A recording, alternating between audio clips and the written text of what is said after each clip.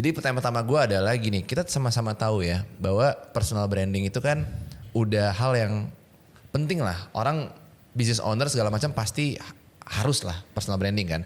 Tapi menurut lu gitu ya, apa sih bottleneck atau kayak apa sih yang menghambat beberapa business owner ya, di spesifiknya kan business owner kita ngomonginnya, yang nggak mau mulai untuk personal branding? Menurut lu penyebabnya apa? Padahal dia tahu ini penting gitu.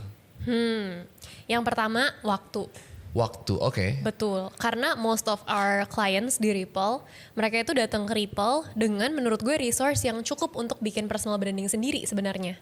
Karena mereka punya in-house team, tim content creator, tim produksi, videographer, editor segala macam, semuanya full buat brand mereka, tapi selalu project personal branding itu get deprioritized, kayak nanti ada di to-do list, ya besok lagi gitu. Oke.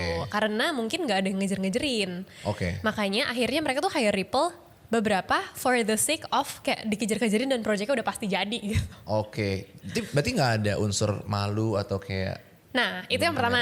Yang kedua ada juga. Oke. Jujur gue banyak melihat teman-teman entrepreneur gue yang mengalami imposter syndrome. Iya.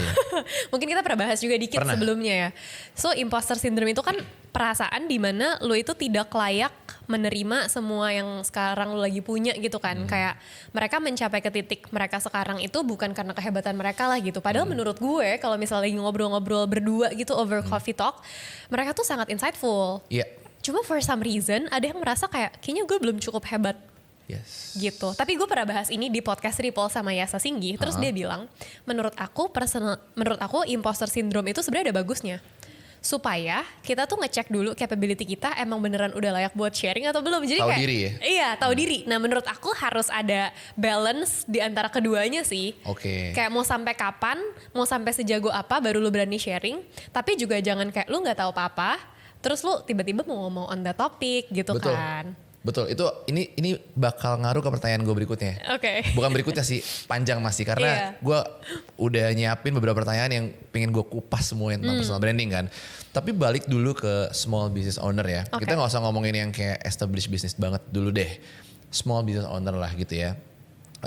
Menurut lu apakah harus banget owner itu tampilin mukanya di suatu usaha yang mereka bangun gitu?